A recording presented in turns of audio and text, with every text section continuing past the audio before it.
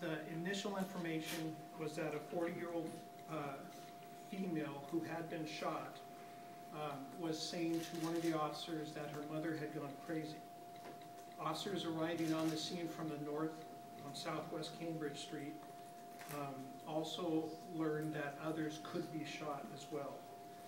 Many of the officers reported shots being heard. The scene was very chaotic and rapidly evolving. Information was that the suspect may have been roaming around outside of the house, but we now know that there, to the best of our knowledge, no shots were fired outside of the house. As officers were arriving in or near the residence, a man in his 50s ran into the back door of the residence and was in there for some short amount of time. 2 more shots were heard by officers who were trying to set up a perimeter around the house. And then that man, who we later determined to be the husband of the shooter, came out and said he believed that she had shot herself but wasn't sure.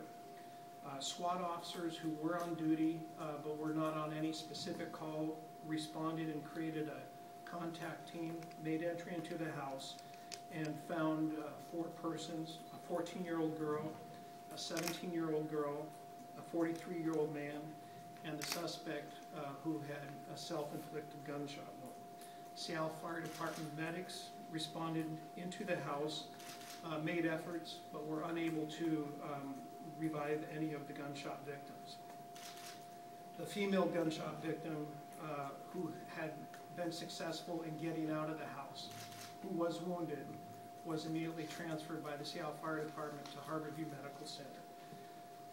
Officers and detectives later learned that initially there were 3 other people in the house when the shooting began. Those 3, including a 7-year-old girl, were able to jump out of a window and make their escape and were unharmed. 2 handguns have been recovered. One is a Beretta and one is a Taurus. One is a .25 caliber and one is, I believe, a 9mm handgun. We are trying to determine the source of those weapons now, and we'll report out once we learn that. Based on the initial findings, we know that at least 20 rounds were fired from inside the house. We don't know any motive for this terrible, tragic event.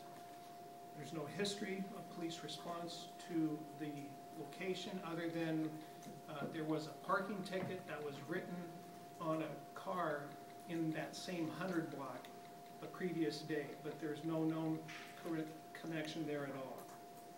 We are continuing to talk to witnesses and family and friends of deceased, and our hearts go out to those surviving members.